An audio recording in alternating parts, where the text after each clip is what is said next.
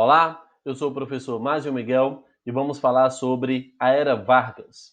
Pessoal, a Era Vargas ela é dividida para a gente em três partes. Nós temos, de 1930 até 34, o governo provisório. A fase inicial do governo, Getúlio Vargas fechou o Congresso, suspendeu a Constituição e só depois de muita pressão convocou uma Assembleia Constituinte. De 37 até 37, nós teremos um governo constitucional. Essa fase é democrática do governo. Getúlio Vargas começou com a promulgação de uma nova Constituição.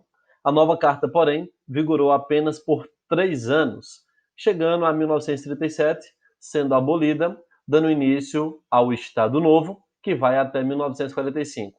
Essa é uma fase ditatorial. O Getúlio Vargas ele vai desenvolver uma nova Constituição orientada pelo fascismo. Você deve lembrar que na Europa você tem a ascensão do nazismo, fascismo, e o Getúlio Vargas será um simpatizante dessas ideias. Pois então, para que a gente possa entender como Getúlio Vargas chegou ao poder, nós temos o que chamamos de Revolução de 1930. Pessoal, tivemos a destituição de Washington Luiz da presidência da República. Claro, isso culminou com a ascensão de Getúlio Vargas ao poder. É esse fenômeno que nós chamamos de Revolução de 30. Esse processo decretou o fim da política do café com leite e alterou os rumos políticos, econômicos, sociais e culturais do Brasil. Lembrando que a política do café com leite foi o período em que São Paulo, o café, e Minas Gerais, o leite, alternou no poder político do Brasil, porque eles desenvolveram uma máquina de fazer votos, que nós chamamos de política dos governadores. Pois então, a partir daqui a gente começa a perceber agora as características colocadas para Getúlio Vargas. A primeira característica é o populismo, que significa um líder extremamente carismático, um líder que vai ter o apoio popular para que ele possa governar. Ele vai inaugurar esse estilo de política aqui no Brasil. Perceba que é um contraste, um choque político muito forte.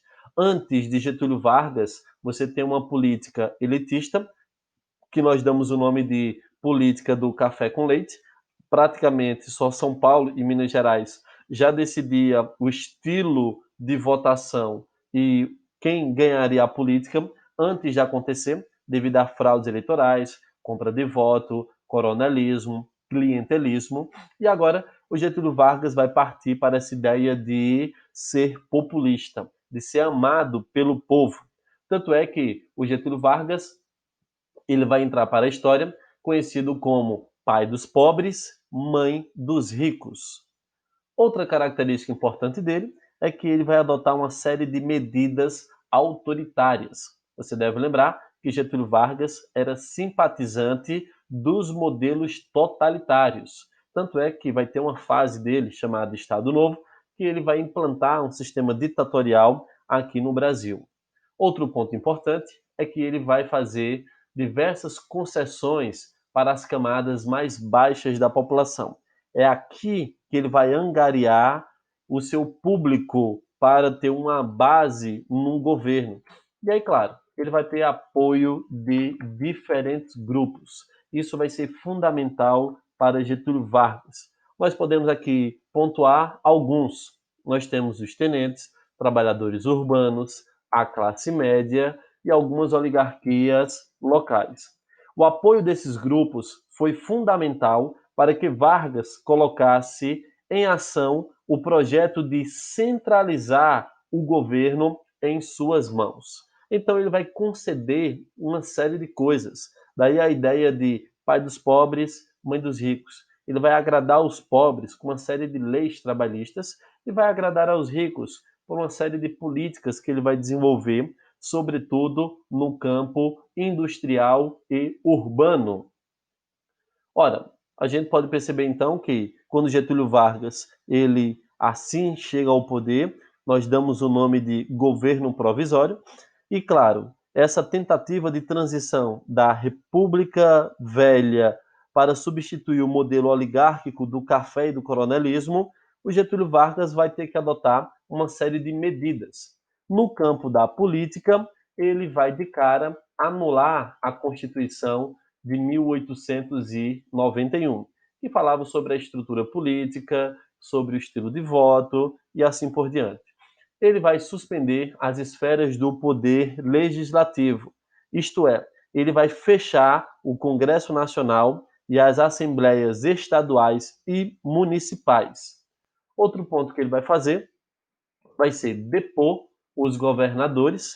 Ele vai dizer que, naquela época, nós tínhamos muitas fraudes eleitorais recorrentes até então, e isso vai justificar a troca pelo grupo chamado de interventores, que, por sinal, é aquele grupo de tenentes que acabou apoiando a Getúlio Vargas a subir ao poder. Então, essa daí vai ser um dos pontos importantes para a gente. No campo da economia, você deve lembrar que o Brasil estava enfrentando a primeira crise econômica mundial. E sabemos que o Brasil tinha uma dependência econômica em relação ao café, que não havia sido solucionado ainda. Por causa dessa dependência do Brasil vender o café em excesso, e aí, claro, os Estados Unidos consumia, em média, 80% do nosso café. Isso gerou o quê?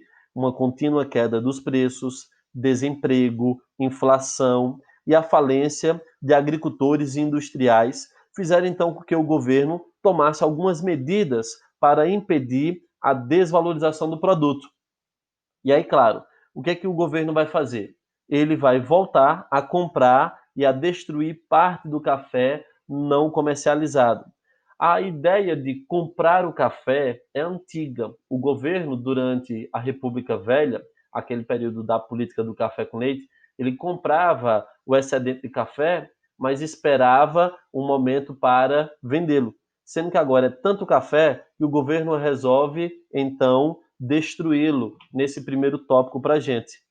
Pois então, ele ainda vai fazer o incentivo a outros produtos e não só ao café.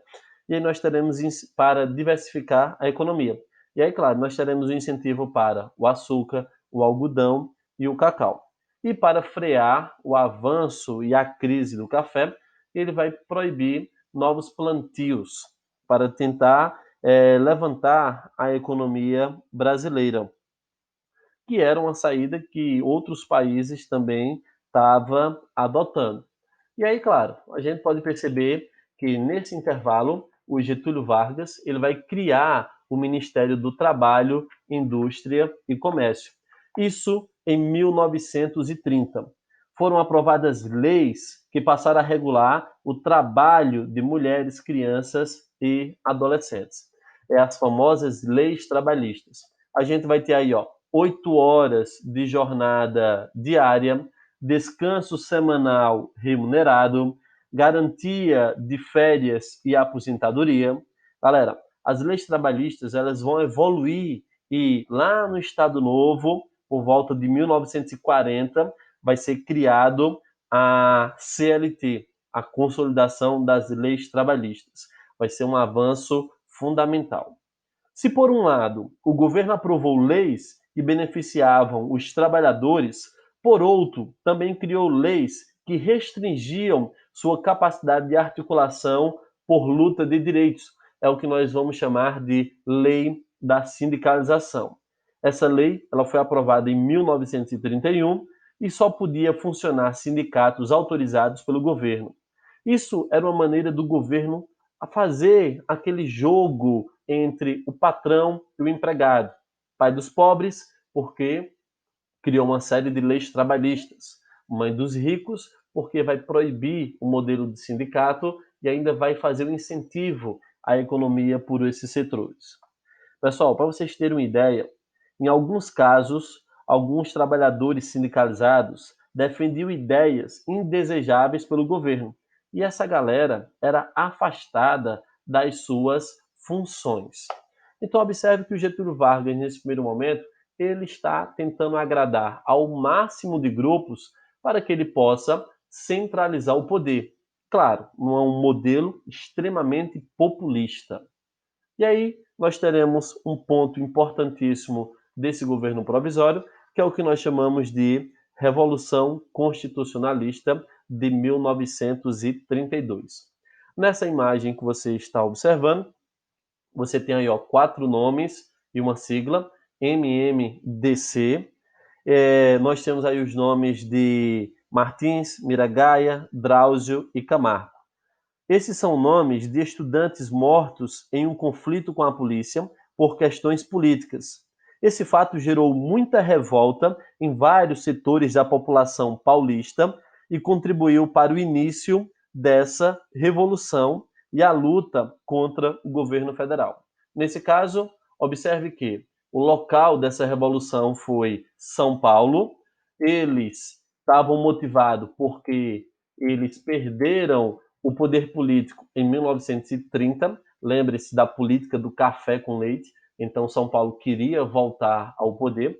Eles desejavam o fim do governo provisório, a insatisfação com os interventores, já que eles perderam também os seus governadores. E aí, eles agora terão os objetivos.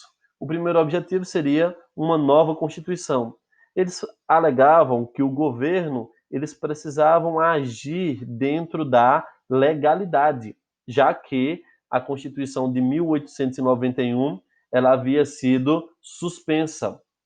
E, no caso de São Paulo, eles vão ganhar apoio de diversos setores paulistas, cafeicultores, industriais, classe média, tenentes e outros oficiais do Exército. Eles iniciaram essa revolução, que basicamente é formar o próprio Exército na tentativa de retirar o Getúlio Vargas do poder e promover um novo governo, elaborando uma nova Constituição. Quer dizer que esses caras eles querem abrir uma eleição, porque eles sabiam que com a máquina de fazer votos que eles tinham lá na política do café com leite, que é chamada de política dos governadores, eles iriam mais uma vez comprar votos, ativar os coronéis, ativar o clientelismo, ativar o voto de cabresto, e eles provavelmente ganhariam de forma fraudulenta as eleições. O Getúlio Vargas, que não é besta, vai reprimir esse movimento. Eles esperavam, no caso de São Paulo, ganhar o apoio de outros estados, mas eles não tiveram essa adesão. Após 3 meses de conflito, essa revolução ela é derrotada. E aí nós temos as consequências dessa revolução. A primeira consequência é que o Getúlio Vargas ele vai se preparar para abrir uma Assembleia Constituinte para preparar uma nova Carta Constitucional. Então, eles perderam a batalha, mas os objetivos estão sendo alcançados. Mas o Getúlio Vargas não vai fazer isso de graça. Ele vai fazer uma mudança no Código Eleitoral ainda em 1932. Nesse caso, você pode perceber que o voto passou a ser secreto e o voto foi estendido para as mulheres. Além disso, foi criada uma justiça eleitoral que fiscalizava e inibia crimes durante a eleição. Era uma tentativa de acabar com o coronelismo. Pessoal, em relação ao voto feminino, você deve perceber algumas características. Esse código estabelecia as regras eleitorais para as mulheres e estipulava basicamente o seguinte: as mulheres elas podiam votar e serem votadas, porém só podiam votar as mulheres casadas que obtivessem a autorização do marido. As solteiras e as viúvas precisavam comprovar fonte de renda. Esse direito, sem as restrições, questão do marido permitir ou a renda, só foi acabada uma parte em 1934 e a outra em 1946. E aí, claro, a partir daí as mulheres ganharam o direito de voto livremente. Importantíssimo a inserção das mulheres no direito ao voto. E aí nós tentaremos chegar agora a um novo modelo, que vai ser o governo constitucional. Depois de 2 anos nessa briga para se fazer uma nova Constituição, o Getúlio Vargas ele consegue ser o primeiro presidente após sua promulgação e ele foi eleito de forma indireta. Isso significa que os políticos é que escolheram esse primeiro presidente, não foi o povo, foi uma eleição de forma indireta. Assim, o Congresso Nacional elegeu Getúlio Vargas para ficar no cargo por mais 4 anos, dando início ao governo constitucional da Era Vargas, que será tema da nossa próxima aula.